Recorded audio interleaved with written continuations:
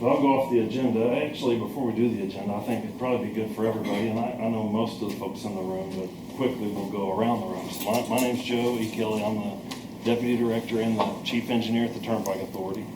And we'll just swing all the way around the room this way if that works for everybody. Yeah, Darren Butler, Director of Engineering for OTA. I'm Sean O'Leary, Director of Public Works for the City of Norman. Scott Stark, City Engineer for the City of Norman. Spouse back there, representative, Representative Danny Sterling, District 27. Commissioner. Commissioner Rock Cleveland. Rick. Rick Johnson, ODOT. David Stroh, Poe and Associates.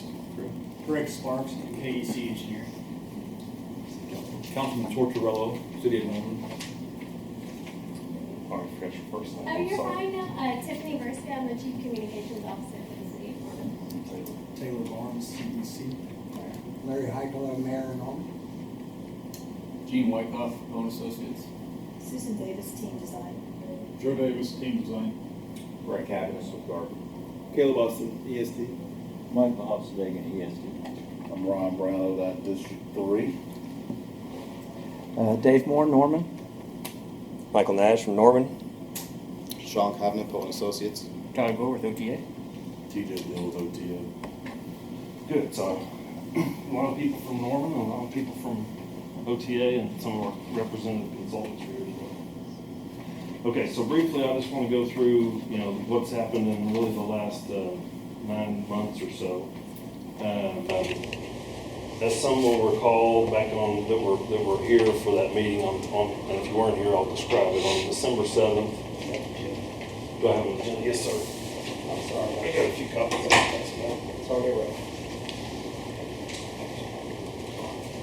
Randy, we just did introductions all the way around the room. You're not going to get to hear everybody else. No, you got to start over. I'm Randy Carter. Who's your title? NPS. No particular status.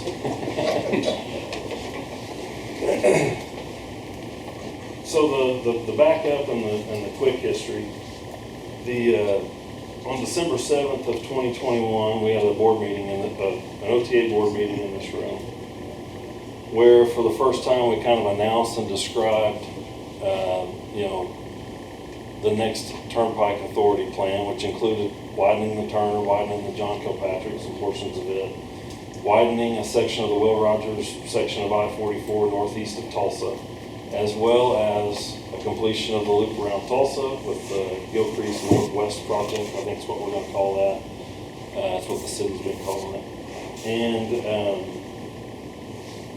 some additional interchanges, and then lastly, and obviously not least, but lastly, some extension of Turnpike, some new Turnpike miles, completion of the loop around Oklahoma City, and an alternative route to I-35 on the down toward Purcell. That was described in pretty good detail, about 45 minutes of detail, and the front page of the Daily Oklahoman showed a lot of quotes of that the very next day. Immediately, we didn't get any tremendous pushback from our board.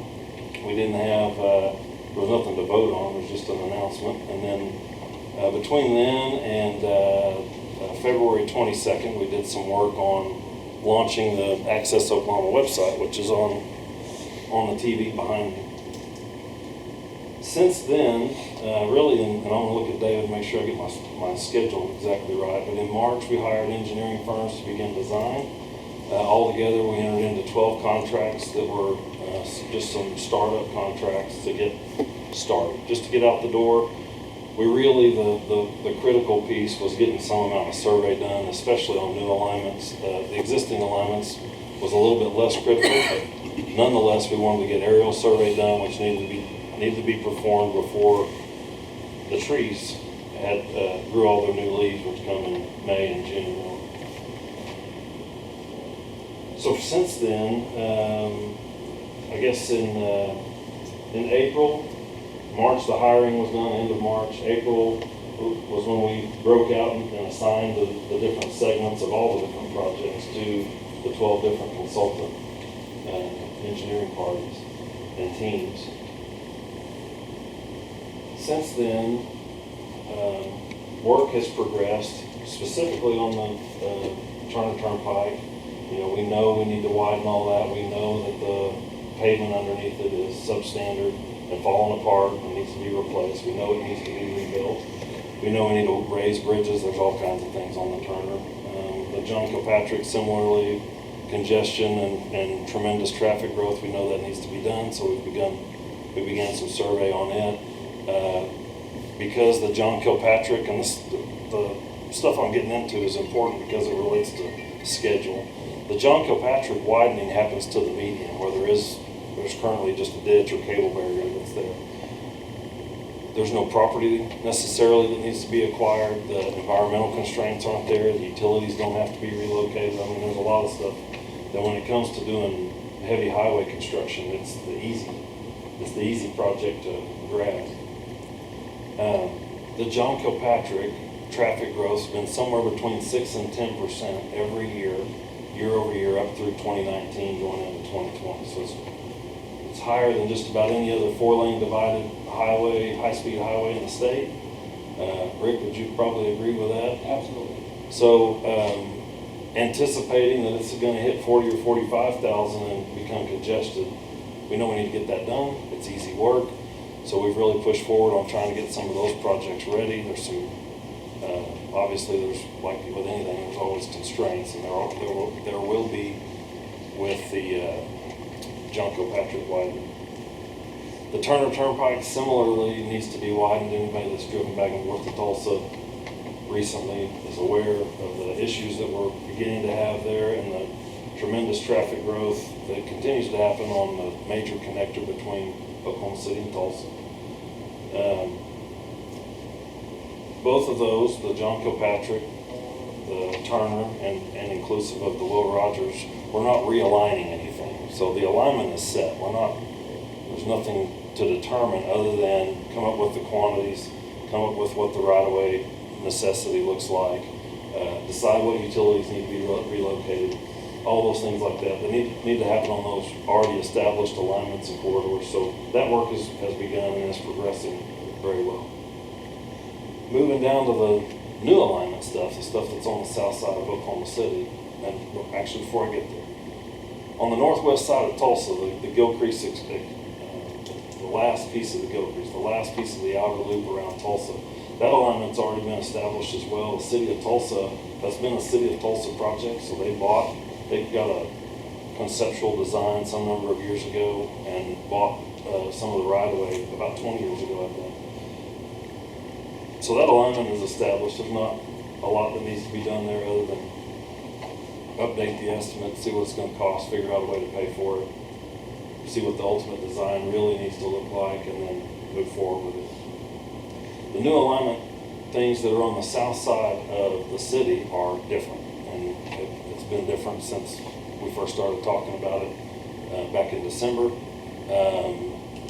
It's big. There's a lot of miles of new alignment. There are some big interchanges, 2 interchanges with I-44 included in the program, one with State Highway 152 and the John Kilpatrick up west of the airport, 2 interchanges with I-35, and the completion of a previously designed interchange that's at the south end of the Kickapoo and I-40, as well as intermediate interchanges, frontage roads, all of those things that have to be decided and that we've been working on to an extent. So because this is a $5 billion, 15-year long-range plan, one like we've never done before, Turnpike Authority has never looked beyond a current bond package. So what can we afford today?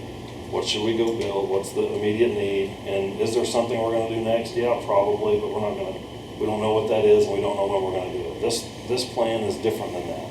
We're telling everybody what we're doing for the next 15 years. The main things that we know need to be worked on in Oklahoma City and across the state, and the main things that need to be done for interstate travel, for regional travel, and for local travel. So in the new alignment category, we've broken that out into 5 basic phases. In the first phase, and I know Sean's got a map, and if he'll go down there and just pull up all the south stuff, Sean. If you look at that map on the from Tri-City over to the east, there's a segment that goes from Tri-City at I-44 over to I-35, and that's what we're calling Phase 1. That's the first thing that we want to work on. We think it connects the two most congested sections of I-44 and I-35, provides the best alternative. It's the shortest extent. It has a couple of, I'll say 3 major hurdles to it. One's a river crossing. Those are always a challenge. And then the other 2 are major interchanges with existing interstate, I-44 and I-35. Both of those will require phased construction, and I'll let the designers talk just a little bit high level about that in a few minutes. But this was our first priority. The second phase that we want to get completed is really the bigger piece of the outer loop, which goes from I-35 north or east, and then northeast up to the south end of the Kickapoo, and a full interchange there with Kickapoo and I-40. That's what we're calling Phase 2.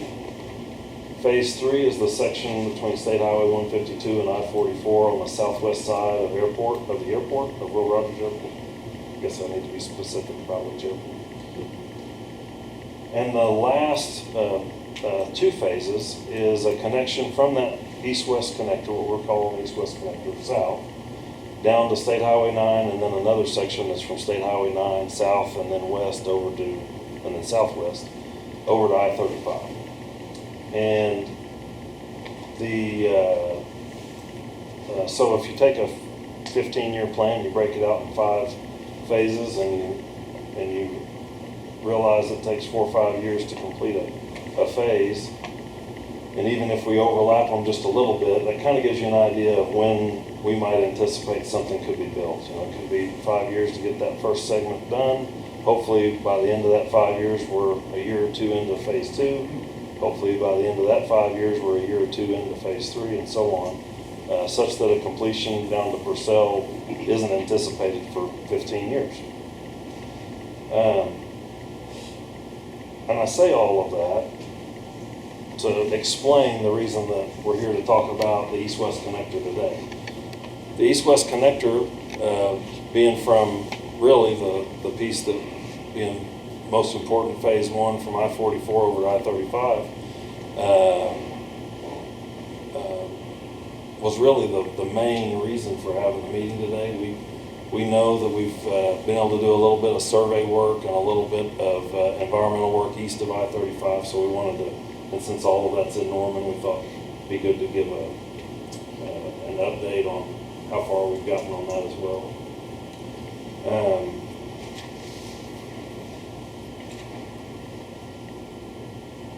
Make sure I didn't miss anything.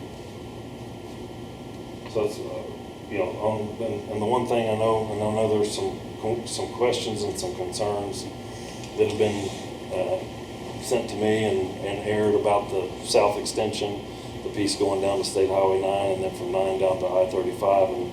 And because that is such a later phase, we haven't begun much work on that. We've done some survey work. We've done some desktop environmental surveys, but beyond that, I don't think that there's been a whole lot else that's been worked on, so it hadn't been as well looked at as the East-West Connector. So as everybody, I did miss the third bullet point there, which had to do with the project management consultant and the consultant selection. Project management selection was done. That's Poe and Associates. They've been helping us manage the contract. We do not have a ton of people at OTA. Darren Butler is the director of engineering. Darren, how many people work in your area? 5 folks, if they're all here. And we're short a couple people right now. So, I mean, there's no way we can do this. We don't do design in-house. We manage the projects from our side, so we hire consultants. And when we get into a big program like this, the only way that we even have the staff to manage it is to hire somebody to help us manage it.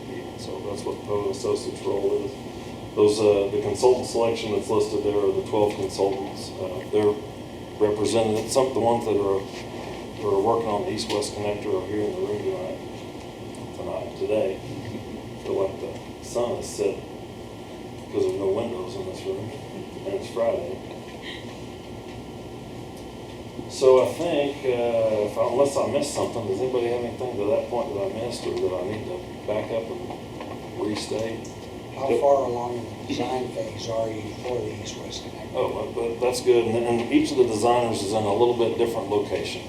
So that, again, that phase one piece from I-35 to I-44, we're pushing to have some form of plans by the end of the year, something that we'll be able to review, 30% plans, so still a long way out. But that allows us to really get into the environmental studies a little bit deeper. We anticipate in that section be at 60% sometime next summer, maybe. And then the dates beyond that, we don't know. We'll wait till we get a little bit closer to 60% before we would know. But at 60% really lets you, that's when we'll know right-of-way necessity, environmental impacts will be known at that time, so some of the design can get a little bit further along. There's a lot of parallel things that start to happen once you hit that 60%. East of I-35, it's a little bit slower than that. We're still trying to get to that 30% plans quickly, but for a little bit different reason, not because we're in a rush to get it to construction or anything, but because getting to 30%, getting to 60%, we know there are people that ultimately, current property owners that will be affected that will want to have an answer to a question, and we need to be able to answer that at some point. And if somebody comes and asks a question about property right now, that's the answer that we don't have, because we're not far enough along in those plans to provide that. The other side of that are the environmental reports, the impact, all the rest of that. How public is that going to be for us to be able to take and assess by ourselves? So, you want to go ahead, Dave? Yeah, Mayor, those are in the process of being gathered right now. In fact, the section Joe just talked about, recently, people are starting to get some boots on the ground on top of the desktop studies for the environmental work. So obviously, once that stuff's all gathered, that's factored in with what the designers are doing for 30% plants. I don't think there's going to be any secrets on those studies at all. It's just information that helps us make a better decision on that. And frankly, all of it are open.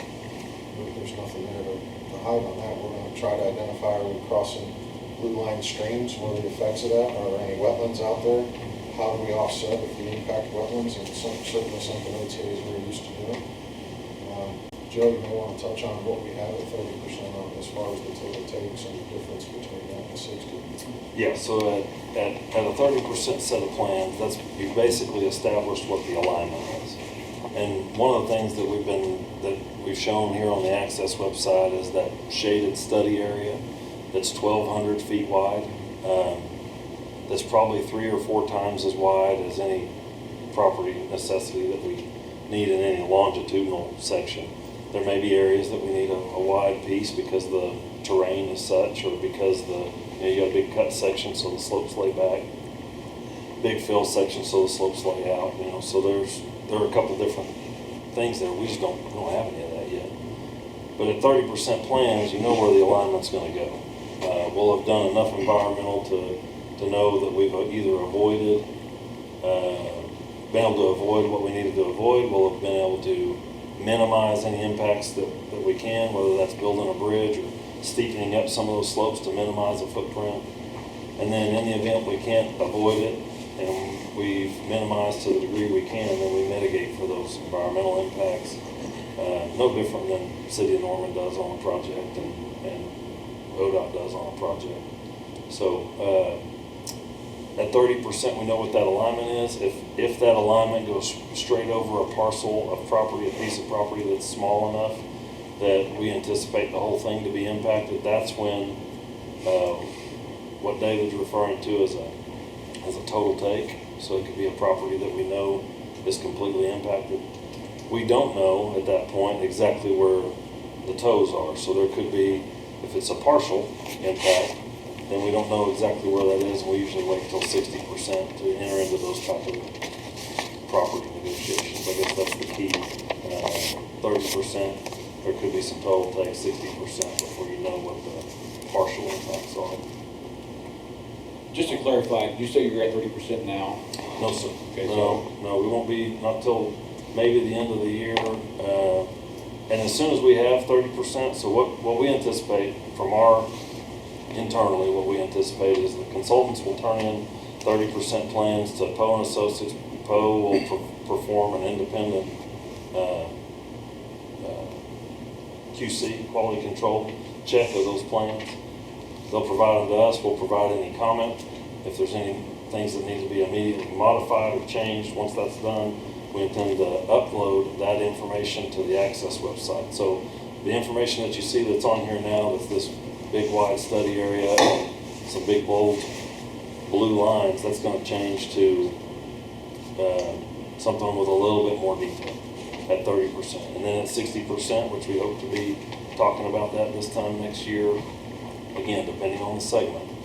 But then we would continue to, as we accept those from consultants, upload them and show what that looks like on this GIS map through our website.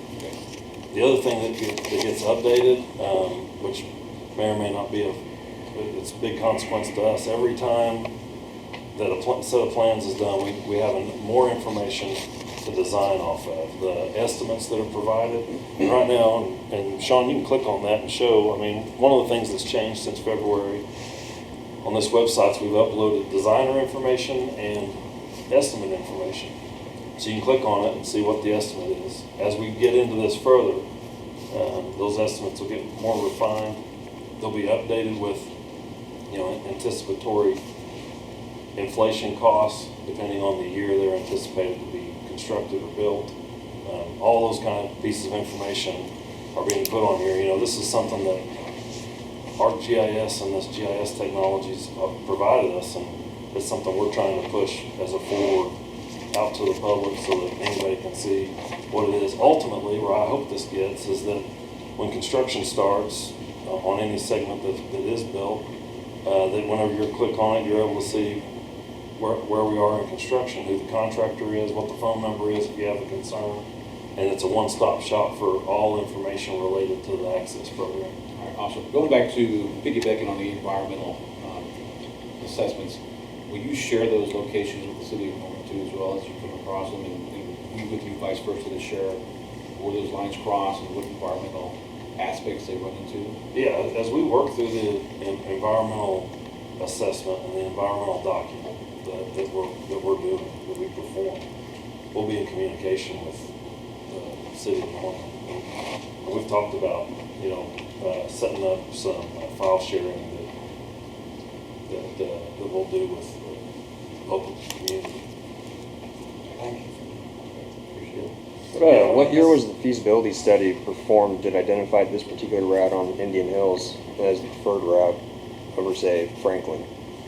So we looked at, this would have been about this time last year. We took a look at a couple different alignments. One that followed Indian Hills on the north side of Indian Hills, west of I-35. We looked at the south side of Indian Hills, east of I-35. And we tried to look at locations. One of the things that we figured out on the Kickapoo was that as we paralleled or got close to a through street, county line, mile by mile street, it impacted more properties because more properties fronted the city street. We looked at trying to move south on the east side of Indian Hills Road. West of Indian Hills Road, I think it makes the most sense where we've got it drawn. On the east side, there were a couple options looked at. One was to try to move a quarter mile south, and one was to move a half mile south. Both of those options, you'd basically be the impact and the facilitation, the access to existing Indian Hills Road is big time impacted. The other part is you get down in the Little River floodplain for a huge chunk of that across there for, I don't know exactly the distance, but for miles of that you end up you're either in the floodplain, so you're on a bridge, or and you've eliminated everywhere that we're currently showing interchanges, all the ramps, those ramp interchanges, trying to tie into the north-south cross streets become extremely impactful to the Little River. And so, that was really the big decision there was, do you move a quarter mile, do you move a half mile? Both those, really you get into a major wetland impact and river impact the further south that you go. Thank you. So it was a year ago? Did you say a year ago? Yeah, about a year ago that I was looking at that. Okay. So I think with that, I would like to jump into letting the designers kind of talk through, we'll talk off the Access website, just kind of where they are and what they're seeing in their segment. One designer that's not here because most of their segment is over at the Tri-City area, so I'll briefly touch on that. The interchange that's at Tri-City that's on the far left side of the screen is full directional. All the current ties with State Highway 37, US 62, and I-44 that currently exist remain. Sometimes they're a little bit different in how you get where you want it to go, but you can still get there. And we've put in full directional ties to the new Turnpike alignment going east. There will be, and this will be the same when our partners at Team talk about the I-35 interchange. What you see that's on the map is the ultimate design, not necessarily what is built to facilitate connection, to facilitate traffic. So you may see, and I reference, and I'll go back and reference, if you look at the John Kilpatrick Turnpike and Hefner Parkway, that's the easy one for me because it's the Turnpike. At the John Kilpatrick and Hefner Parkway, today, there are flyover ramps connecting to and from the east. And when that was originally built and opened, those didn't exist. It was just a diamond interchange. Went through a couple, I think, stop signs at the first time it was open to get on and off. And that was just to get the road open, get those connections there, and then those direct connect flyovers were built at a later date. I say all that because the interchange that's shown here looks massive and huge, and we probably won't build it like that on the opening day. It may look just a little bit different, and that'll be similar when we talk about I-35 in a minute. Moving to the east just a little ways, a big significant improvement to the connection to and from Tuttle, Newcastle, Blanchard, and that side of town, southwest side of town, is a new connection going toward Moore and Norman across the South Canadian. It's a major bridge crossing. It's pretty flat, actually, from one side of the river to the other. And because it's a long bridge and because it's flat, we're having to put in a little bit of vertical curve across the bridge just so that it drains well, keeps the water off the bridge. Water on a bridge is not good in the winter, and it's not good because it can deteriorate and soak into the deck, so we try to minimize that. Once we get east of the river, that really ends MacArthur's section. I think I'll let Joe Davis talk about it. Yeah, how about if I get up here so you can see? Sure. You can come up here and sit beside me. I feel like I'm alone up here. Teacher holding class. Yeah, I feel like I'm holding the class. Yeah, I feel nervous getting next to the teacher though. So, as Joe said, we go ahead and pick up beyond the river crossing, and we actually pick up just east of Penn. And the facility is a 4-lane access control facility with frontage roads. So at each of the section line roads, the turnpike will go over. And as we keep on moving from that location, the first big issue that we're looking at, we have a floodplain area that we're looking at, which is the 10-mile flats area. So I'm sure the people in Norman recognize that area. It's a very flat area that floods quite a bit. And again, we're doing an extensive study through that area to see how it's going to impact frontage road and also the bridges on the turnpike. As we keep on going to the east, we hit the first interchange, and we'll have one of those intermediate interchanges that Joe was talking about, and it'll be at Western. Western's pretty much that improved road right now between Oklahoma City and Norman. And there's a signalized intersection, I believe, right now at Indian Hills and and Western. So again, that was one of the reasons to go ahead and situate that interchange at that location.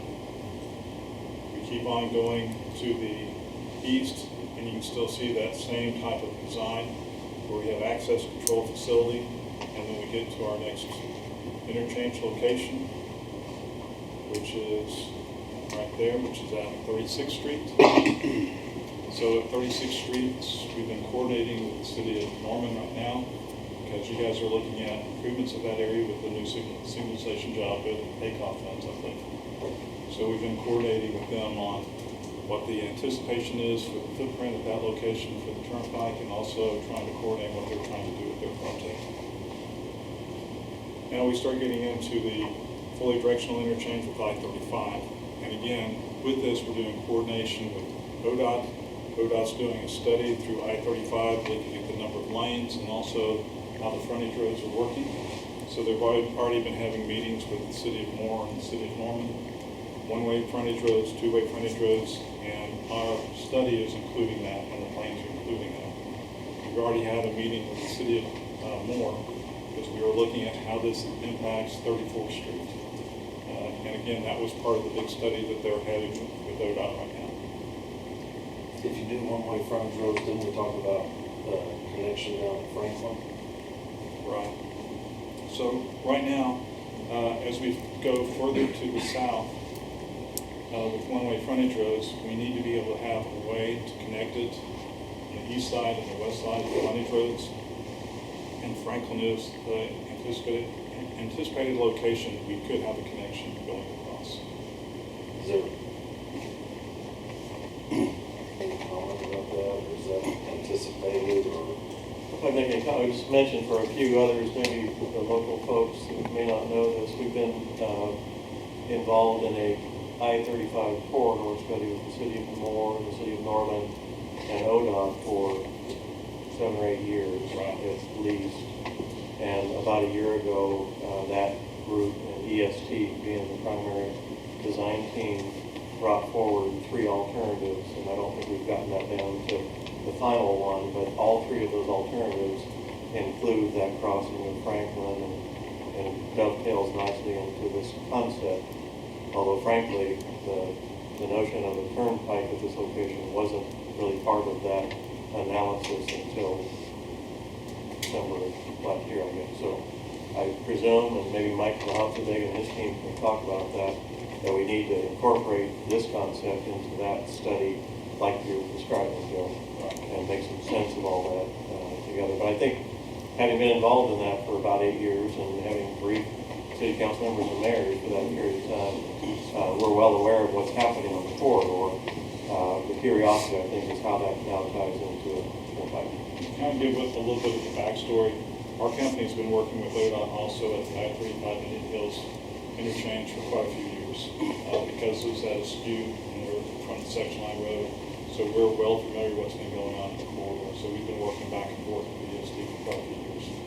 So it was kind of a natural progression to make sure we included that study that's Norman and Morris been doing with ODOT on I-35. So again, you're right. The frontage roads are key to the access, and we're still working them through that because we are still massaging traffic numbers. And as you recognize, the traffic numbers go ahead and dictate the type of ramps and the location of those ramp locations for access. And again, that's what we're working on right now. But Joe, you could really simplify that to say that it's really the southbound off-ramp of 77's proximity to these new Indian Hills that creates that merging distance to go 3 or 4 lanes across to use that. So most of the traffic merging on won't be able to use that. Therefore, we have to go on to Franklin Road and provide a crossing there. So that's really, in my mind, the simplest reason why Franklin is very critical now. Right. Yeah, it's the close proximity. It's the close proximity to 77. In order to maintain that connection from 77 to 35, you have to provide this other crossing. I have a question. When you cross a floodplain, and I assume you have to elevate your work up high enough to where it won't be flooded, does it not take the floodwaters that would have occupied that space and send them somewhere else and actually expand the size of the floodplain? I've lived in Norman for 52 years and I have seen 3 what were called 100-year floods, and they were quite dramatic. So is it going to make the floodplain bigger and affect people who have property that weren't in a floodplain before then? So if we go back to the 10 Mile Flats area, that was an area that, was recently restudied, and there was a revision to the floor map just a few years ago. So we're actually using the latest information when we're evaluating the hydrology, and we are tasked with not raising the base flood elevation within OTA right-of-way. So that means that we aren't creating a backwater effect to anybody who's going to be adjacent to the Turnpike project. So you won't raise it inside the OTA right-of-way, but what about outside of the OTA right-of-way? No, it's outside of the right-of-way, we can't. So Okay. if you are abutting the right-of-way line and onto your property, we cannot raise the floodplain elevation. Where does that water go? When we go ahead and talk about large bridge-sized structures, that's what we're evaluating. So, for example, at that one location, there's only a CGMP pipe right now going across Indian Hills Road. So a lot of people will look at it and say, so we're looking at a big bridge there, and they can't understand because right now there's not a big bridge at that location. So we fully analyze that situation you're talking about, sir. So where does the water go? The water keeps on going in the natural path that's going downstream. How many, what would you say the total mileage of floodplain that you're going to cross would be? Mileage on our project, I mean, just looking at the picture there, how much floodplain is involved in this project? well, I can only speak towards our project. We also, after we get on the other side, there's currently on Indian Hills, you have the Little River Right. floodplain area that goes through also. And again, we're tasked with the same issue through there. As we start moving further to the east, what we're doing is actually bridging and going over the railroad. And because we're bridging going over the railroad, it also allows us to bridge going over that same basin. So we're not putting dirt in that basin. Right. So the benefit of this project, and I think everybody recognizes it, the frontage roads and the turnpike are going to be spanning going over the railroad, so you won't be stopped from a safety issue. If you have to have fire, ambulance, police having to go across. Right. It's not uncommon in that area to find, in a heavy flood, to be able to find 3 feet of water above the surface. You're exactly right, sir. And that's why when we're looking at it, it really made sense to go over the railroad because you get that issue and it also takes care of the drainage issues. And our goal is always to make it better. So if some of the portions of Indian Hills that we're having to rework or rebuild, or some of the existing road that's becoming a frontage road, our intent is to try to get it out of that flood as often as we can, as many times as we can. No different than the John Kilpatrick. I mean, when you go up and look at Memorial Road and John Kilpatrick Turnpike, there are places that in a heavy flood, but the Memorial gets some water on it, and that the Turnpike sometimes does too, when drains get stopped up. We've had that happen, unfortunately. So, but what Joe's saying is we have a zero effect to the flood, to the backwater, to the floodplain. There are multiple ways that we mitigate that. We avoid it by spanning it with bridges. If we can't span it with bridges and have a zero effect, then we mitigate it other ways, and we minimize it.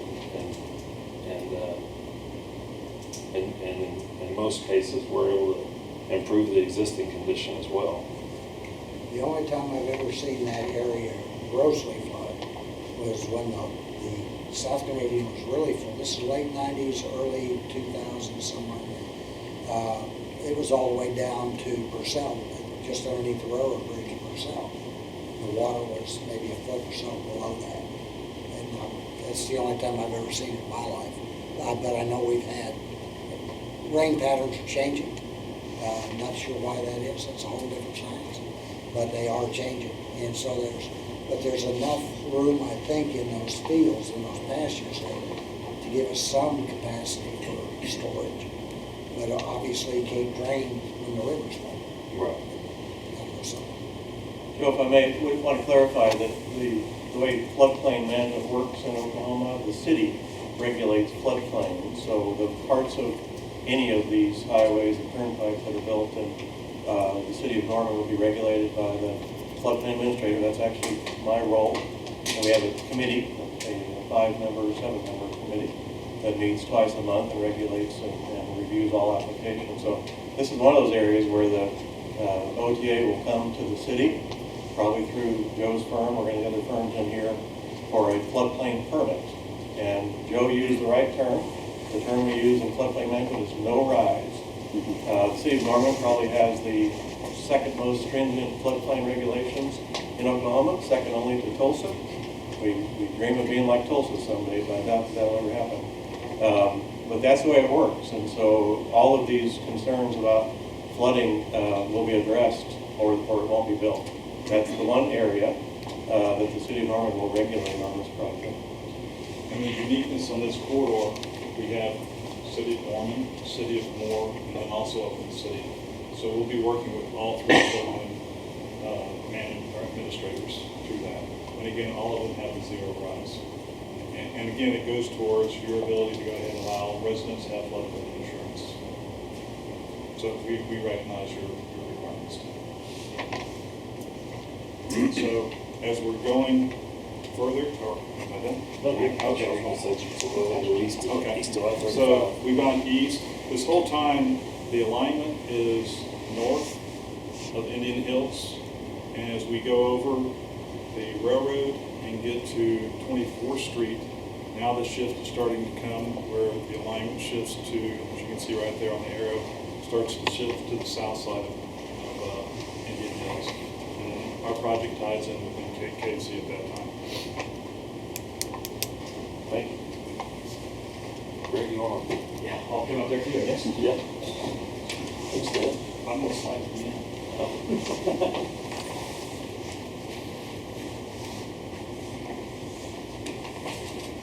Okay, like Joe said, right there as you transition back to the south side of Indian Hills, is where our project takes place.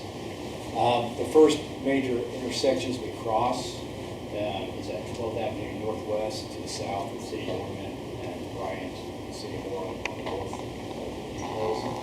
There's going to be essentially a kind of a combination interchange with that one in Broadway, which gets diagonally through.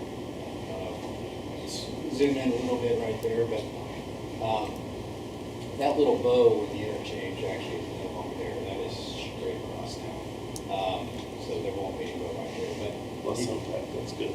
yeah, so quite a bit less impact. So that interchange there at 12th Northwest and Broadway, essentially we'll have the 2 ramps on both sides of either. So that way they can access both those roadways. One thing that is very important on this project is Indian Hills Road. Indian Hills Road has some major new utilities on the north side there, and also has the cemetery on the north side of Indian Hills.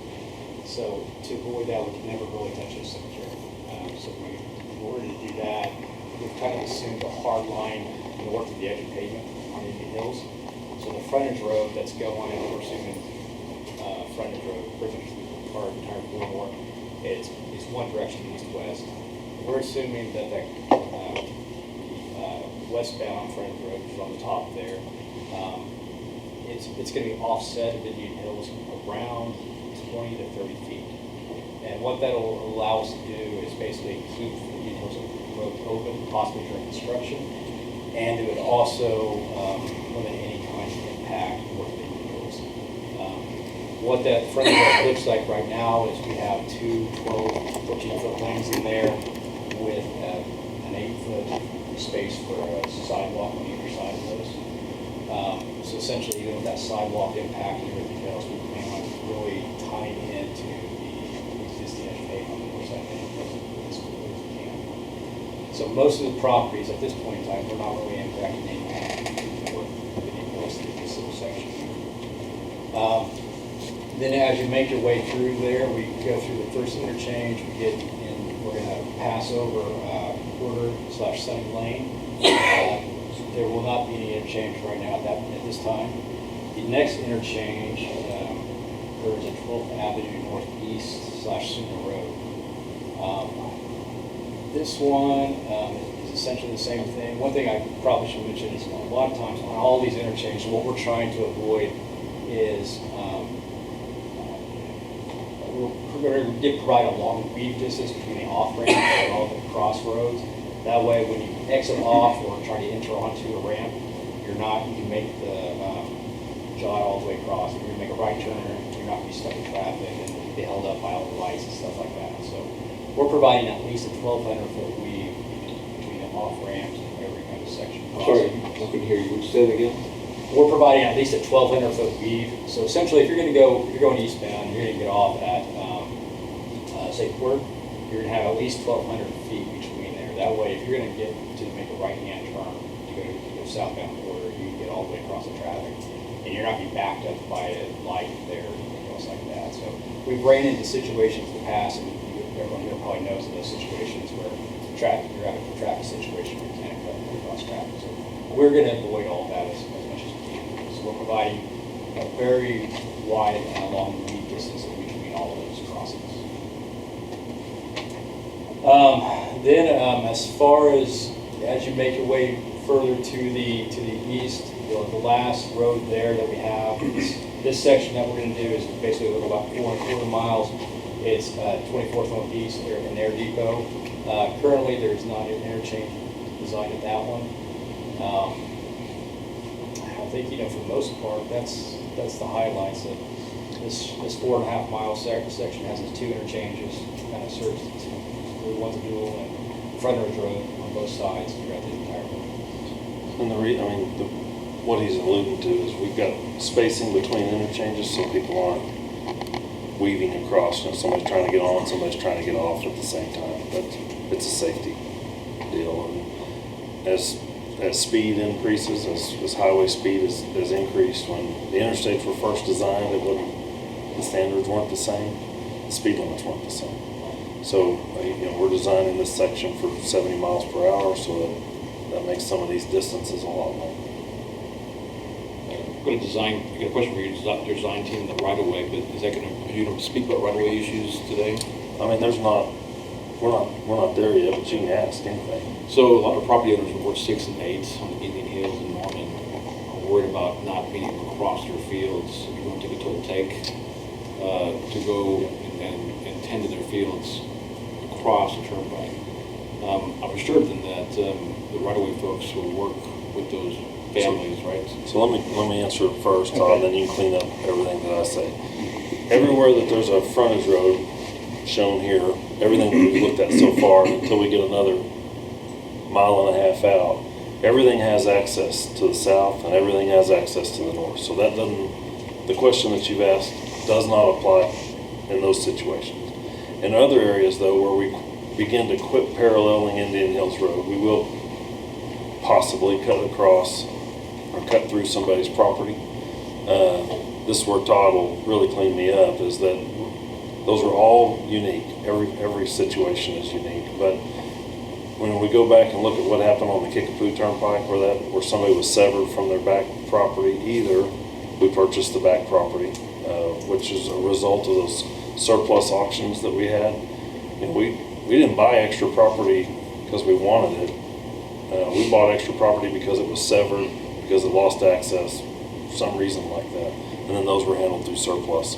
Now, Todd can clean up everything that I said on property acquisition. You hit it right, and we do have times where, is we impact the backside, cut off their access from the facility, and so we'll buy all that. We have occasions, and we do that where the landowner asks to keep that back portion, and at their request, we will. Like, hey, you want to keep this? You understand the conditions? All right, we will pay you for what we need to buy what's there, and not buy that back section at their request. And then yes, we will always have continued access to a service road. If not, then we will buy that property that's impacted based off that condition. Thank you. Mm-hmm. And the last thing that I would reference that I thought of while Todd was talking is that if somebody has a unique situation and they want to reach out to us, send them through the website, either to contact us or call the phone number. We routinely get 6 or 7 calls a week now. I mean, it's slowed down a lot, but we answer all those within the day or within the next day. If they come in overnight and the answer machine catches them. So, and people are now calling us to talk about their unique situation, and we're addressing that best we can. Joe, do you do that over the phone, or do you have personal visits? As you may be aware, we have done both. There've been occasions where we've gone out and met with some property owners that have called us. So if that's requested, you can do it. If it's requested, we'll make an effort to, if it's appropriate. You know, and the reason I say that, I'm leaving myself a little leeway because I don't know what the scenario is that exists. But we've had people call that are 2 miles away, you know, and we don't anticipate that we're going to impact them. But if it's directly impacting somebody. Yeah, I mean, and at some point that's going to happen anyway, but yes. And several have come in, I've met with them in my I'm sorry, office. sir. Several have come by, you know, and called and asked questions. And I've talked to them, and they're like, hey, can I just come talk to you in person? Come, you know, more like they're invited always. And I'll sit down with them and talk through their particular special situation, if it is, or not just regular situation, whatever it is. I'm always open to talk to them, and I have many times. Question if I may, Joe. On this image, is it fair to say that the existing Indian Hills Road would be on the north frontage road or the westbound frontage road, roughly? Right. Okay. And that's different than the section we just looked at, which... Yeah. West of I-35, it's the opposite. Yeah. Yeah. And that's purely to be the least impactful to the most developed area. On the west side of I-35, the most development is on the south. And on the east side of I-35, the most development is on the north. The other thing, and we didn't mention it when either Joe talked or when just now, as Greg was going through his, but each of these locations, the anticipation is to have a turnaround. Commonly referred to as a Texas turnaround. I don't like calling it a Texas turnaround for obvious reasons, but each of these crossings has a turnaround, so that if you get off on this one-way frontage road and you're wanting to go the other direction, you have a free flow left-hand turn, takes you under the highway and back the other direction. Again, that's another one of those things that may not be necessary on the very first day that it's open, but the intent is to design for it now. When the Kilpatrick was built, that wasn't taken into effect, so taken into account as those are being added by either the city or OTA. Those are a challenge to get put back in there at this point, so we're anticipatory this time on that.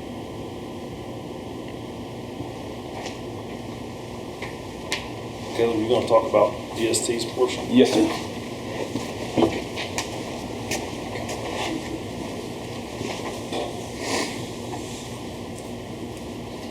So, my name's Caleb Austin, EST, and we are designing a section just to the east of KC. Our section begins at one half mile west of 36th Avenue, right there, and continues east. I'm going to kind of do the whole thing, Sean, real quick. Continues east through the interchange of the southeast, or the south extension, and we go just north of 149th, and then on the south, our end terminus is the 72nd. We have, it's a 4-lane freeway that's been discussed, 2 lanes in each direction, one-way frontage roads. We're holding the north right-of-way line of Indian Hills existing. Indian Hills existing will be the westbound frontage road. Our eastbound frontage road terminus for the whole thing actually ends right there at 48. And that turns into an on-ramp for the east-west connector. And from that point, you can go south on the south extension or north and follow that up to I-40. We have full diamond interchange at 48, as you just saw back there. And I'm kind of hopping around with Sean a little bit.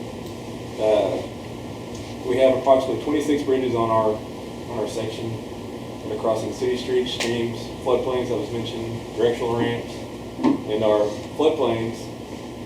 What we're trying to do preliminarily, we're laying out our bridges to span the entire floodplain. We don't have very much floodplains in ours. I would say probably about a quarter of a mile to half a mile total, if that. And so we're actually able to more easily not disturb the floodplains in our section. The east-west connector is designed for 70 miles per hour for the main line, and we have a 50-foot median width. That's going to allow OTA to widen to the inside whenever that time comes, add an additional lane without having to acquire any noise. Inside shoulder width is 4 feet, outside is 10, which is on the northern boundary. And we have about 30 to 35 full-time employees working on this section, and most of the work's being done out of the city of Norman. One thing that Caleb mentioned that I want to touch on, so for the last 20 plus years that I've been either working at ODOT or at OTA, everything that we have worked on, almost everything that we've worked on, aside from some recent new alignment, has been rebuilding something that previously existed, either redoing an interchange at ODOT or rebuilding an existing bridge at ODOT or widening section of I-35 at ODOT, whatever the case may be. And at the time that stuff was built, and I say stuff because it's about everything back in the 50s and 60s, nobody was thinking that we're going to build I-35 and then someday need it to be 6 lanes. Or don't build the Turnpike and someday need I-44 to be 6 lanes. So none of that was ever taken into account. The Kickapoo, this alignment, as Caleb talked about, is already anticipatory of it needs to be 6 lanes someday. So we're already building it to where that is easily done someday in the future. The John Kilpatrick is an excellent example of that. That piece that's between MacArthur on the west end and Eastern on the east end, that's already been 6 laned. That was already built to be 6 lanes someday when it was originally built. That piece was in the early 90s. So everything that we're doing is in preparation for, if 20 or 30 years from now this grows enough traffic, and that section up there on the John Kilpatrick's carrying 75 to 80,000 cars certain days. That's the reason it's 6 lanes. So it takes a lot of traffic to need a 6 lane, but it can happen. So we're anticipating. Any questions about that section? Are there no interchanges between 48th Avenue Northeast and all the way up in 240 or wherever it hooks up that one? Yeah, the next interchange is the big one there, obviously, but that one splits directions to I-40 or down towards Norman. And that's in the CEC section, the next one. Yeah, there are 2 more connections, and CEC will talk about that too. Okay. Come on up, Taylor. Good segue. Thank you. Perfect segue.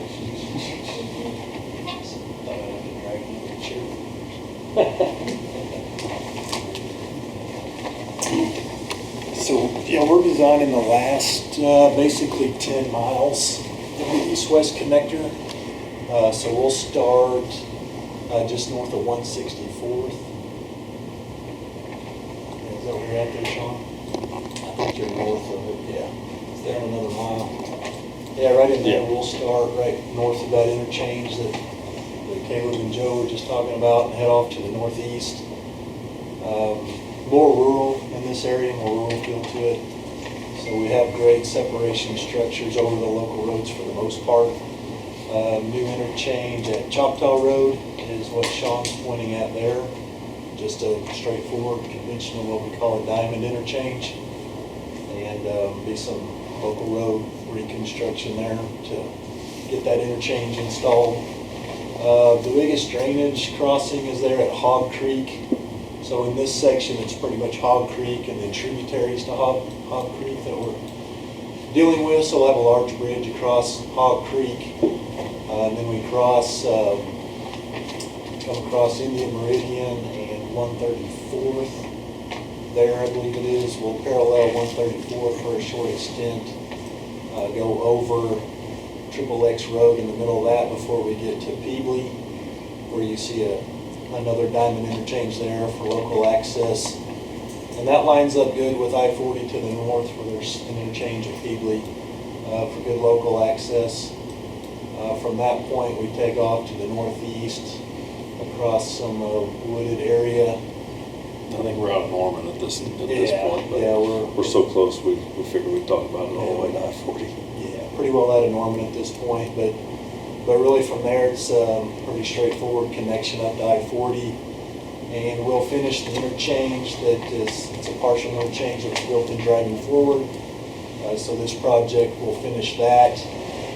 We bought the right-of-way needed for finishing the interchange as part of that previous project. So what you see in blue finishes those ramp movements.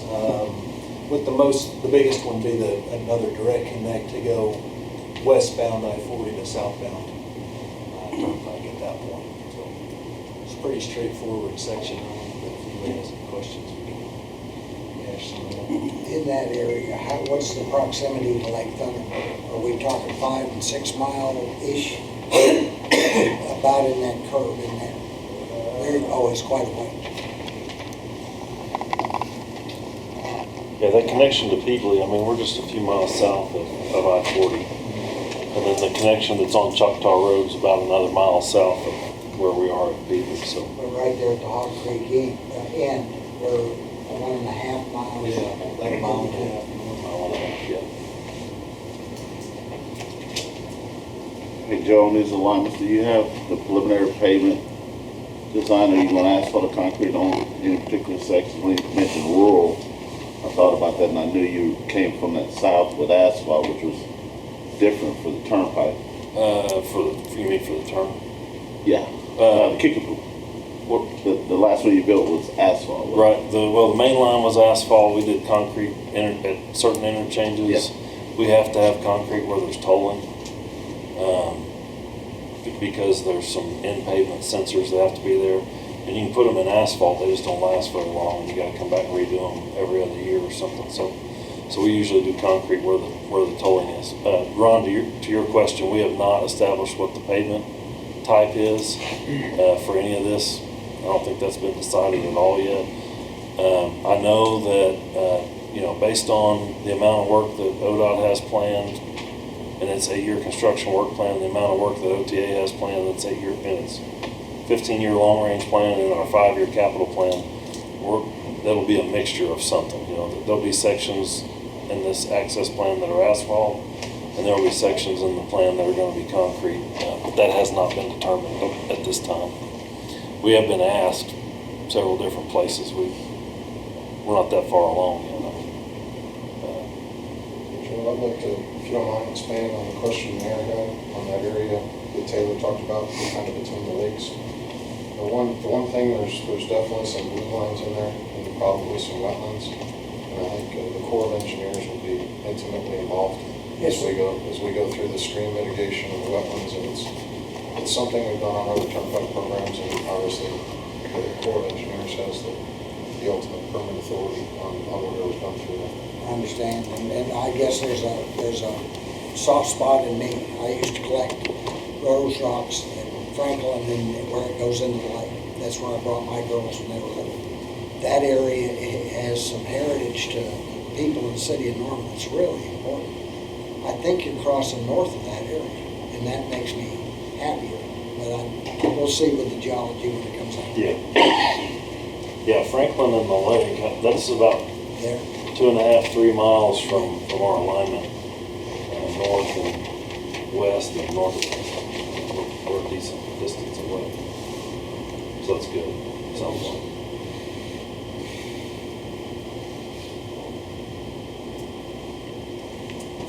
Dave, since you brought that up, do you want to touch on who we've met with so far in and around the lake?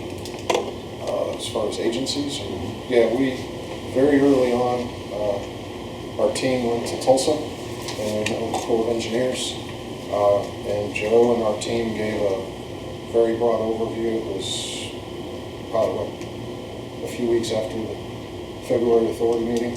Went to Tulsa and gave a very similar, just like this. Joe went through the entire Access Oklahoma program. And the area we just talked about, Mayor, obviously the Corps of Engineers was familiar with it and told us that was probably an area we'd have to pay attention to. no doubt about that. Talked about other things, and basically we were trying to get out there to give them a full overview of the entire program. Normally they don't get involved until you have plans to give them. In fact, they're usually pretty quiet until you can say, here's a plan, what we're doing. But we used this on driving forward as well. We met with them very early on, and then we got familiar with who their managers were going to be and who we'd be working with. And as things progress just like this, I expect when we get to be probably at those 30% plans, we will probably reach back out with the Corps of Engineers and say, here's where we are so far. Do you guys have any thoughts, questions, concerns, as we go forward? We've also had a meeting with the Bureau of Reclamation, the COMCD in Lake Thunderbird, and OTA has submitted I can't remember the name of the form per se, if somebody knows the number.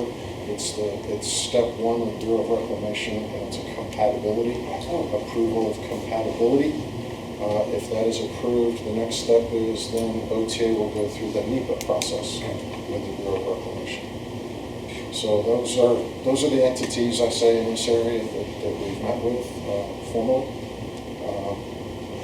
And Joe, any others I'm missing there? Those are the key ones in that area, and both of those are certainly areas that we've heard concerns about from this area, and certainly the citizens and folks like yourselves, they want us to make sure we're dotting our I's and crossing our T's and doing what we're supposed to do. So I think the only one I'd add to that, we've met with some folks at ODOT between their environmental Yes. branch.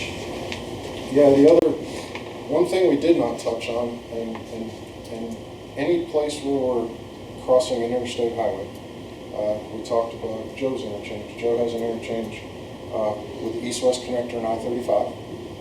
JoeEchelle talked about Tri-City, which is I-44 and the east-west connector. Both of those, we're going to have to do an access justification report, which Federal Highway approves, and that says that what we're doing doesn't deteriorate the interstate that's there. So we have to do, and they review that to say, we're going to allow this connection to the interstate, we approve your traffic. That's a formality that has to be done because of the federal involvement. The other thing is there's a federal box there, and we did the same thing on driving forward. We also have to do the NEPA process at both of those locations. So anytime where there's federal authority where we're crossing the interstate highways with an interchange, we have to do NEPA and we have to do an access justification report. Have you spoken with the entity, Shawnee, about what? You're not in any kind of territory? We have not. We have met with the Chickasaw Nation. Okay. Because they have properties that were abutting or impacting in the Newcastle area. Which is the interchange in the Fall. It would be nice if they were included in the conversation. It may have nothing to do with them, but let them say we don't have anything to do with this. Sure. We can add that to the list of meetings that we have. We've got a running list, and we can get on that. I think we talked about that before, man. So. One more regulatory issue that I didn't hear the term used. So we have a Lake Thunderbird TMDL. We were privileged in Norman to have the first one of those in Oklahoma. We're still trying to figure it out along with our friends at DEQ. So you will also be required to fulfill all the water quality regulations of a TMDL and an MS4 in Norman in the Lake Thunderbird watershed, which really begins about at I-35 and covers all of what you all just presented. You know that. I know it's premature yet, but that will be a whole other layer in addition to the ones David mentioned with Corps of Engineers, BOR. And of course, COMCD is a agency that we are a member of, and their role is to manage the drinking water in Lake Thunderbird. But they have shared their concerns with you and with us as well, that both during construction of the turnpikes and after the construction of the turnpikes, we've got to be very cautious about the quality of the water in Lake Thunderbird. That's our drinking water. Would you be kind enough to explain to an ignorant person what NEPA is? There are certain things that are well within my lane, and certain ones that I can hazard too, this one probably be best answered by Dave. Okay. You don't know either? No, I do. Okay, okay. But somebody who did it for. And it's the National Environmental Policy Act, and it's basically showing the alternatives in the selection process and impacts, and if the solution you're arriving at is the correct solution. And it's a set-aside process. It also has certain studies and things that have to be done. One of those things that we didn't touch on is noise. Are there noise screening walls required? Are there residences in the area? What is the ambient noise today? What will the noise be in the future? That's one of the things that's covered under the NEPA process. Another acronym, and I should have said Central Oklahoma National Conservancy District too. I said SNAPES. I apologize. Is there anything in there that also studies the animal migration paths or anything like that? Is that part of that NEPA process? That's been specially requested as we've met with certain citizens, Mayor. I'm not familiar if that is a specific thing in NEPA, but I know, I gotta believe that there's something in there as far as the natural environment, that is an issue. I don't know if that's. I don't either. I don't know off the top of my head, but I promise I will check with Kirsten McCullough, who is managing the environmental process for Access Oklahoma. Thank you. That's a good question. I'll reach out to Kirsten. It's been a concern. I have a question. Follow-up question here. On the NEPA and the ambient noises, so in Ward 5, that I'm skipping ahead to the south, north-south corridor. That road's run close to some developments. So what are you guys going to do to mitigate the noise on the highway with the houses closest to the turnpike? Especially on the 84. OTA follows a very good neighbor policy. And I think anywhere where it's feasible and reasonable, and I think OTA, if you go around the turnpikes around the state and you see where it's abutting subdivisions, OTA is very good if that's feasible. There are some cases, an example, most cases where it's on the ground flat, and there's a subdivision or homes in close proximity nearby, it's fairly easy to build a screen or a sound wall. It offers visual and noise protection both ways, and we do noise readings and a noise study to say what's the noise today. You have certain places where you take the readings, and what will the noise be after you build a wall? How much is it reduced? Those are things that are going to be part of the whole process, and it'll be done. The only exceptions to that, Councilman, sometimes if the turnpike is way up in the air, and then it's very hard to mitigate the noise if the turnpike is high and the homes are low. Right. Now, is that part of the process too as well? Yes, it's part of the NEPA process, but OTA is committed to, especially in areas where there are receptors or homes, that they are going to do noise studies and assess them. Since we're talking about noise, what about light pollution? Will you guys answer those, mitigate the lights on the roads too, close to the subdivisions? Don't know the answer on the light. I don't know the answer on the light, but obviously with modern lighting and LED lighting, compared to lighting from 20 and 30 years ago, it's a lot easier to focus where those lights go.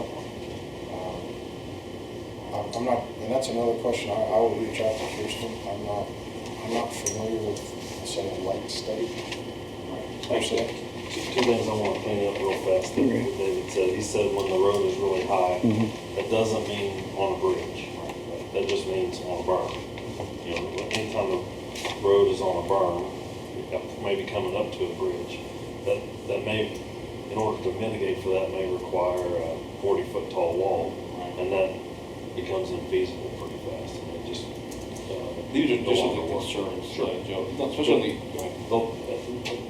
before I forget, the lighting question.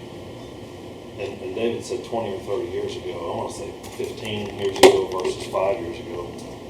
10 years ago, we were still doing high mast tower lighting that sends light out for miles. The one that I can point to that we got, that I was a part of, that we got a lot of complaints about was an interchange at I-35 and State Highway 51. We put in high mast tower lighting there, and the lights shine so far and so wide and were so bright, we ended up removing about half the lights out of the fixture. It had designed for a 4-light fixture, and the lights that we ordered had 8 lights, so we ended up having to take some out. Anyway, what I would point you to, though, in the modern technology that David was talking about, is up toward Tulsa, on the west side of Tulsa, on the Turnpike. the lighting that is there is very sharp. We put it in the median in that case, and from a distance you can't see the light at all. And the light's very sharp. It only shines on the roadway that you're driving on. We've had people will complain about a lot of things, but we've had people that live very nearby there say that it doesn't bother them at all because the light doesn't shine onto their property. It's very sharp to the edge of the roadway, and that's the modern technology and new LED lights. They're also a lot more environmentally friendly. They don't take nearly as many watts to run, which is kind of nice. One thing that we've talked about that other tolling authorities have done, because we have to have power not only for lights but also for to operate the toll equipment, is using and installing some amount of solar on this project. We're evaluating what that means. Where would it go? Is it in the way? Is it not in the way? Does it create a glare? You don't want to shine sunlight into my driver's eye. So there's a lot of evaluation that has to happen around that. But those are some of the things that we're looking at for this particular project that, quite frankly, have just never been looked at before in the state of Oklahoma. Well, like I said, I'm in close contact with the residents of Ward 5, especially the Business Springs residents between 72nd, Robinson, and 84th Street. How close proximity that Turnpike will be to the east side of Business Springs subdivision. I mean, it's right there. Yeah. And so their concern is the noise and light pollution. And we're probably, probably some number of months away from having a similar meeting on that south extension. I'm jumping ahead. Yeah, we're just not there yet. Like I said earlier, the first priority was to, we know that green space construction takes 2.5, 3 years to, if there's nothing there today and we want to build a road there, that's about what the Kickapoo took. The place that takes the longest are the interchanges, because we have to shift traffic back and forth, do temporary construction, move traffic onto, while you build the permanent things. Those interchanges at I-35 and at I-44 are going to be big, and we're going to work really hard to do the impactful work at night when traffic volumes are a whole lot less. What ODOT is seeing in hourly traffic volume on I-35, that window is very small. So, if there's a section of road that we can get onto it at 7 o'clock at night and we just got to be off by 7 a.m., that's 12 hours of work. And you can do that every night, but that's a 12-hour day, which equates to about a 6 or 7 or 8 hour daytime work day, because nighttime everything takes longer. Well, down here on I-35, we're not going to be able to go 7 to 7. It's probably more like 10 o'clock at night till 6 a.m. in the morning. Well, that's a much shortened duration of work. And all that does is make the project take longer. And we know that. So those two areas are where Joe Davis and the team group and the MacArthur and Associates that's working on the I-44 interchange, that's why they're so focused, because we know that even if we had all the right-of-way and even if the utilities were out of the way, we know that's going to take several years to complete construction because of the traffic impact. Yes, sir. I have a question for Mr. Streb. Since this seems to be your wheelhouse, could you point out which parts of the project will actually receive NEPA environmental impact studies and compare that to environmental assessment studies, which it seems like the rest of the project will receive? What's the difference between those? The simplest, Dave, and I don't want to, Kirsten McCullough is our expert. I'm a part-timer as far as that goes, but I think the areas I described there, the first one on the far west side is the interchange with the east-west connector and I-44. That's in the Tri-Cities area because it's tying to the interstate highway. NEPA will be performed, the access justification. Those are 2 federal highway approvals that will happen. The other location on this project is at the interchange with I-35, which is in Team section. Right there at Indian Hills Road, same thing, AJR and NEPA. And I think we're going to have to do a bit of a reassessment there to make sure nothing's changed in Taylor section at I-40. We did NEPA, and we did the AJR when the Kickapoo tied in, but because we're extending it, even though the footprint was there, I think we're gonna have to probably do some sort of reassessment to get AJR and NEPA as well. It shouldn't be quite as big of an effort. The rest of the studies throughout the rest of the alignment we're talking about here, for lack of a better term, are the four cross-cutting environmental laws that have to be done no matter who's doing them. And I think what we've tried to be very conscientious of is, especially on these two routes, is the concerns that we've heard, whether it's the natural environment, and very loud and clear, the concerns with Lake Thunderbird and the natural environment there and the natural resources there.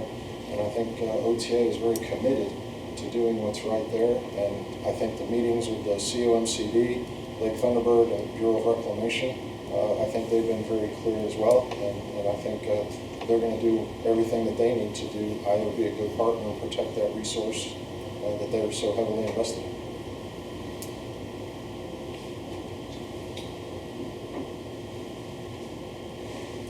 Okay, so getting back to the agenda, really the second to last item is next steps. And the next thing that happens for us is next week after next, we've got some legislative interim studies that are scheduled. So I've got 3 of those scheduled. Those are the 27th, 28th, and 29th. I think they're all together 3 studies that are ones that I'm on the agenda for. So those are ones that are on, that's the reason they're on this agenda. It's because I wanted to bring them up. But that's really the next thing that I'm focusing on. Obviously running parallel, and everybody is aware, is the Supreme Court validation proceedings that are taking place.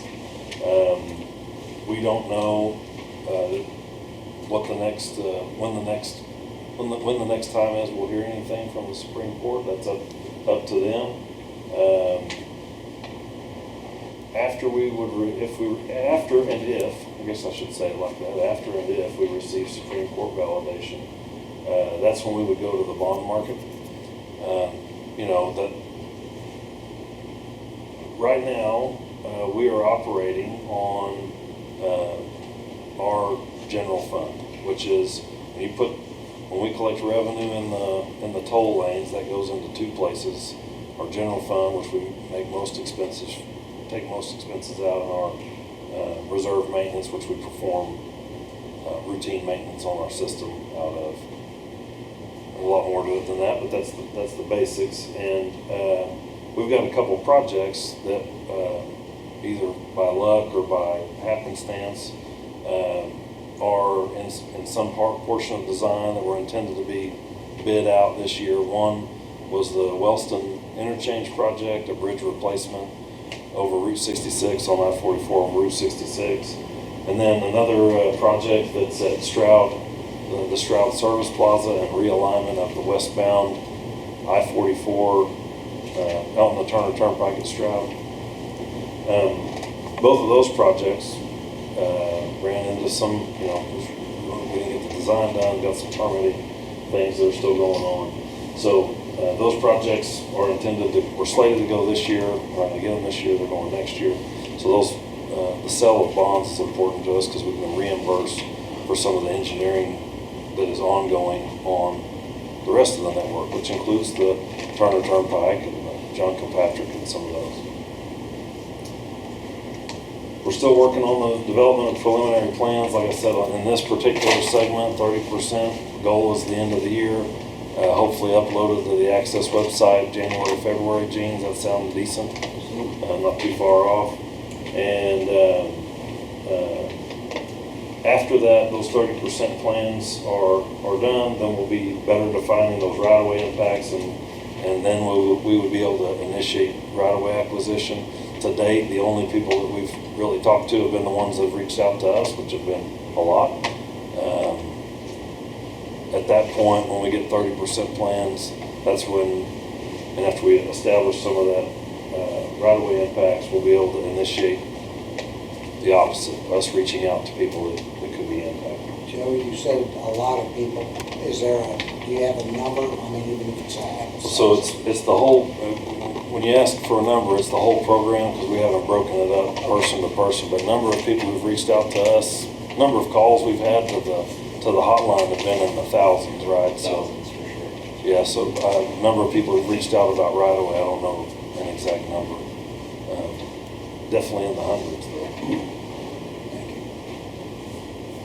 We will continue to update the website. So we've got two things that we've been actively working on most recently, and we continue to work on them. As we get asked questions, whether they're questions that we're receiving here, questions that we're receiving in meeting with somebody else, questions that we're getting from the news media, if it's not clear and we haven't posted that answer on our website, we are updating those frequently asked questions. Our goal has been maybe once a month, and it's probably lagged a little bit slower than that, once every other month or something as of recent. But we're updating those frequently asked questions to try to answer anything that gets asked, as well as, the other thing that we've been working on is a timeline, because I know there's been a lot of questions about when did this happen and when and where. So we've gone and started putting together, we were putting together two timelines, one that had to do with new alignment stuff and the access program, and one timeline that was associated with the beginning, all the way to the beginning, 1947 or so. We've got those two timelines, and I think we've just went ahead and merged them. We're probably a week or so maybe away from being able to make that public facing, so that'll be an easy resource to get information that we continue to get asked for. So that's a big update that we're looking forward to pushing out. We are also working on an updated newsletter that will be sent out both mail and email. So that goes back to the people who've gotten on the Access website and given us their email address or their physical address and have asked to be updated as we have information. So we're intending to put together a newsletter. Can't have, obviously on a one-page newsletter, you can't have all the detail that we did today, but at least give everybody kind of an idea of what's being updated on our website, and we continue to point people back to that, because as we update it, there is more information there. I think the traffic has slowed down a little bit on people accessing the website, and that's where we're really trying to put the best, most straightforward information that we can.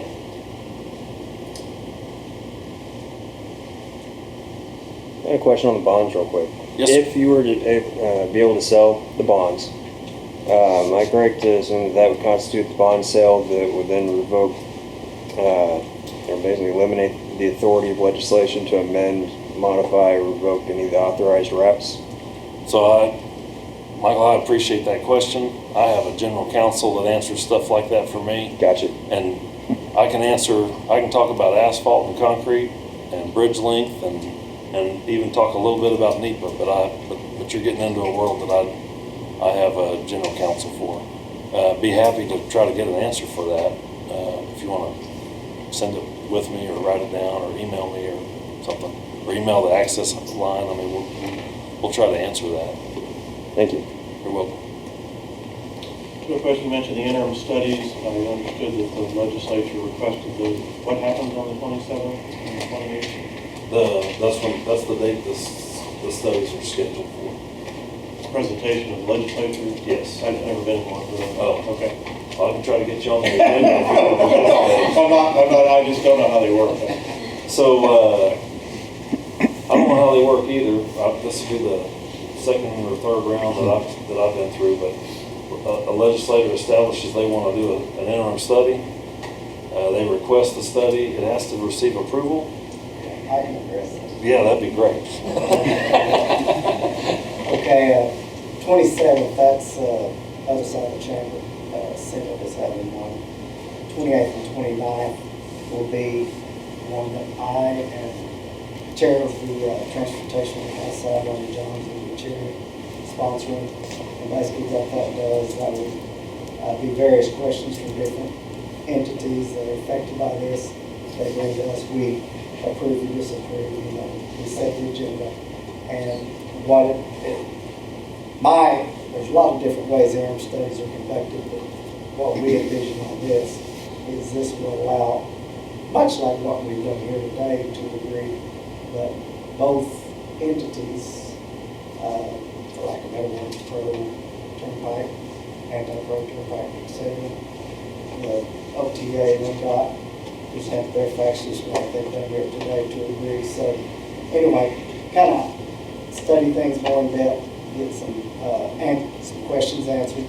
And like I say, it's not one-sided, both organizations, both groups, both individuals, well, not individuals, but groups for the most part, has an opportunity to be involved and to ask questions. Now, this will be in front of the Transportation Committee on the House side, and those members will be allowed to ask questions. The general public will not be allowed to ask questions. That will be members only. Thank you. Thank you for clarifying that, bailing me out on that one. Not a problem. Hey, Joe, my question regards the agenda. When was this agenda released? And how can we document when the release occurred? And who's responsible for notifying people? Who decides who the stakeholders are? Because there are a lot of people that didn't know about this meeting until late last night. People that should have been informed. So I'd like to know, when was it actually released and who was responsible for notifying who? How was that decision made? And you're getting into the general counsel style of questions that I can't answer. What I think I can say is that this wasn't a big public forum meeting. We weren't having a public meeting here today. We appreciate people showing up. We weren't going to turn anybody away that came. But Who decides who's going to be a stakeholder? This was I think that I was on this, and who this was extended to was elected officials and local government. So you have the county, the city, and all of the elected legislators in the area were invited today. We did the same thing for Newcastle, and we'll continue to do that as we work through multiple other cities on the access program, not just on new alignments. I mean, this applies to new interchanges and modified interchanges throughout the state, as well as widening projects. I mean, all of those things. We just try to keep everybody updated. Can people ask to be added to the list of stakeholders? That's good. I mean, sure, you can ask to be added. Okay. We do intend to do public meetings, and provide new information, take some more input at some point. That's just not what's scheduled right now. This was just to provide an update so that and specifically elected officials were up to date on what was going on. What happens, or what I find that happens with all these projects, is a lack of information. People tend to create their own.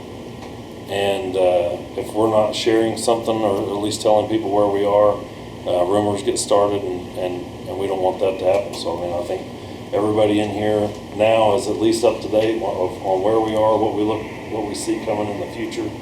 And I hope to have this same exact meeting again in 6 or 7 or 8 months. I can't guarantee what the date is because we haven't set it yet. I don't know when the new information will be in, but hopefully we'll post that 30% set of plans first quarter of next year, January, February timeframe.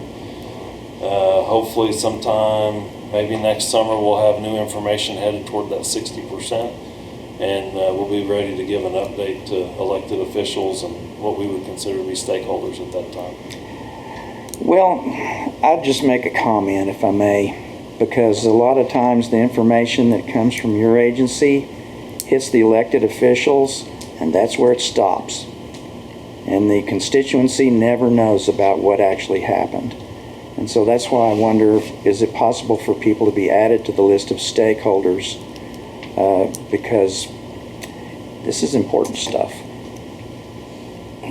So, yes, sir. To your point, on the interim studies that we were referring to earlier, the general public, I should clarify that, they are invited. It's just the committee members that are able to ask the questions to whoever the presenters are at that particular time. The general public is invited to attend, space providing, but generally there will be live streaming as well. Right. Capitol, and sometimes they'll have an overflow room to accommodate those cases. Thank you. There, which I think they probably will. Yeah. Thank you. I got a question. Yes, sir. You said you acquired property contacted you, maybe specifically in the Indian Hills area. Have you all filed appropriate deeds and paperwork with the counties that are involved? So there have been some unique circumstances around certain property owners, and I wanted to find that. I mean, that's somebody who was building a house, preparing to build a house, or it was already on the real estate market. There were a handful of those. We have been visiting with those folks. As we purchase property, we do file stuff with the courthouse, just the same as we have a closing. We go to a former closing company that handles Yeah, it, just a closing company company. you can use. Rick, do you have anything you want to add? I think covered everything. It's clear. Okay, well, I appreciate everybody taking time out of a Friday to come and spend it in this, spend it at ODOT here to visit with OTA. Thank you for coming today. I know everybody's got some other more important things to do, and look forward to getting this group together again 6, 7, 8 months from now to provide an even deeper dive into this project. So thank you. Thank you.